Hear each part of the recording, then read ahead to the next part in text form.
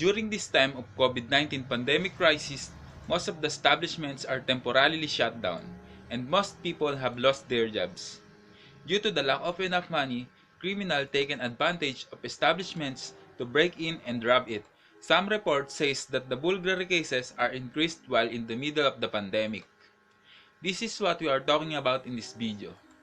In this video, we will know what is burglary, why is it occur, and how we can avoid it. Let us define what is burglary. Burglary is one of the most common types of crime. A burglary is when someone breaks into a building with intention of stealing, hurting someone, or committing unlawful damage. Robbery is not only property crime, but also a crime against person, a crime that results in violence. Why burglary is happening? This is because intruders wants to steal your money or material. Robbery occur in many different settings. They may happen on the streets, in the home, in a park, on public transportation, or in businesses such as bank, stores, hotels, gas station, or restaurant. Anyone can be a victim of robbery, even a child. What would be the consequence of unresolved problems? So basically, if burglary cases are constantly happening, there is a huge possibility that the crime will happen again and again, and the number of victims will continue to increase. No one has the right to commit a robbery against a person, regardless of what circumstances. Isang scenario of a robbery. At 12:30 p.m. of January 5, 2020, Mr. Leandro Pajernos, 23 years old, single, resident of Barangay Sampalo, Cabanatuan City, called at the PNP and reported a robbery incident that transpired between 1 to 4 a.m. inside his residence at the aforementioned place and was discovered at about 7 a.m. of same date.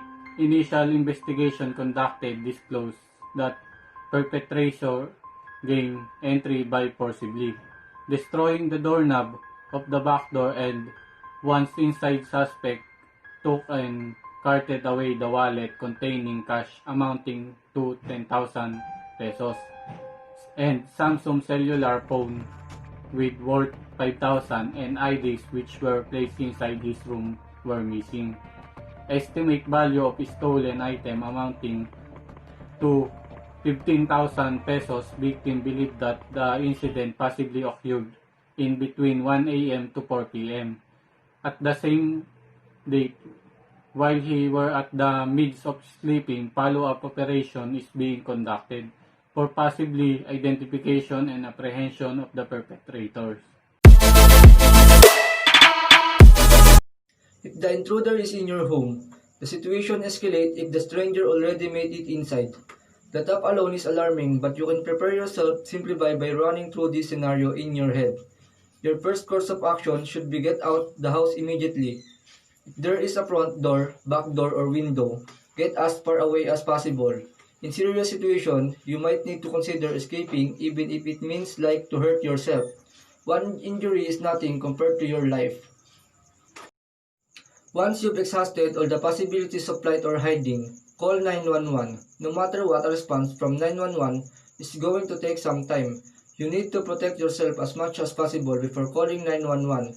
If you can, try to observe details about the intruder so you can provide description to the authorities later on. Details like clothing, gender, age, race, which direction they come from, or departed toward, car description and license and plate number are all potentially helpful. Next is tips and solution. First is make sure to lock all your door before sleeping. Second is trying to open a light outside to prevent an unauthorized person to have an interest in house. Third is don't leave an important object that can see outside. And last is avoid any equipment or gadget outside.